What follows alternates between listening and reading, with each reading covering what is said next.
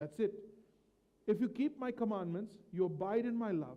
Just as, don't miss this, just as I have kept the Father's commandments and abide in His love. So Jesus is asking you to do the very thing He has already done.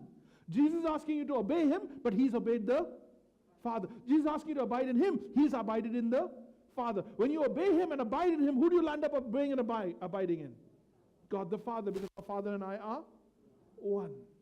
So the Father loves me and His joy is in me, and that joy I'm going to hand over to you. Verse 11. So what is abiding? Fill in the blank.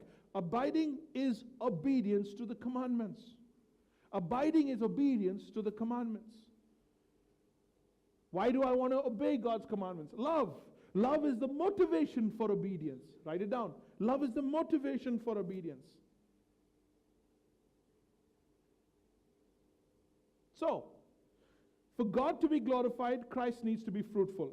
For Christ to be fruitful, He wants me to abide in Him. Then He'll be fruitful. If I abide in Him, I have anything I ask for. Because I'm plugged into the Savior. Let's close. When we enter into this holy communion of the Trinity, look at me if you can.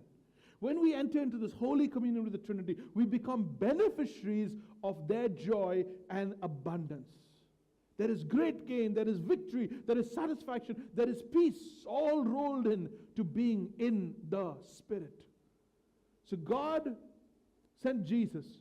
Jesus sent the Spirit. The Spirit of God lives in you so that you can abide in Jesus while Jesus abides in God, and God's love in Jesus comes flowing to you. God's joy and provision through Jesus comes flowing through you. You turn around and ask whatever you want. Now that Jesus is looking good because of your fruitfulness and God's glorified, you can ask whatever you want and you live in the realm of answered prayer.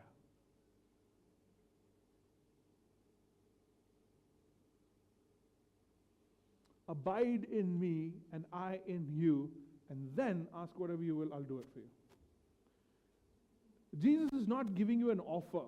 Jesus is not, He's not making any conditions or proposals here. Jesus has a will for your life because He has an agenda, and His agenda is to glorify God.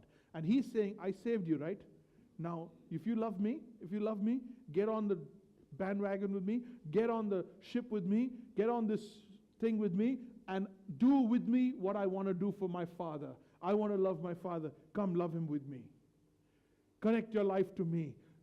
Get plugged into me. I will fill you and I'll make you fruitful so that you and I together will make God look good. It's a guarantee He's going to make God look good anyway. The question is this branch going to land up being fruitful, or is it going to land up being thrown away for the fire? Not punishment, just fruitless. And you know what, my brothers and sisters, a lot of believers are going to go to heaven because that's a covenant issue. That's a covenant issue. And God has forgiven your sin and you're going to go to heaven. But year after year after year after year, because of some stupid relationship, some stupid priority, some stupid ambition, something that is earthly, carnal, that has weakened you, that has broken you and drained you of a spiritual appetite for that thing, for that person, for that pursuit, you have lost out on being fruitful. You lost. It's not a punishment. It's a loss.